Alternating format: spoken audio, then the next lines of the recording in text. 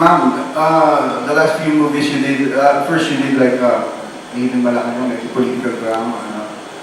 Tapos you're doing a TV show na drama pa rin, and then you suddenly, a comic. I understand maraming mga tao excited to see you in a drama series, o mga ganun, movies. Pero may mga fans ka rin, ma'am, na obviously, based on views na rin sa social media, mga appreciate more of your sensual side.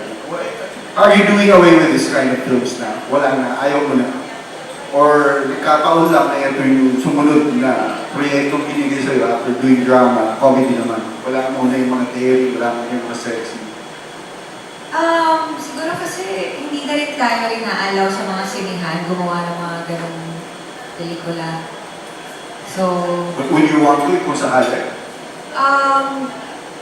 kikita ba? Hindi manonood ba? Ako, manunod ako personally. Parang mas gusto ko siguro doon na lang tayo sa general patronage na merong matututunan yung mga tao. Kung gagawa tayo ng something na alam mo makakabalik tayo sa community natin na alam mo yun, makakapagpaligaya tayo, entertain, at hindi lang yung mga puro ganong bagay na walang kabuluhan.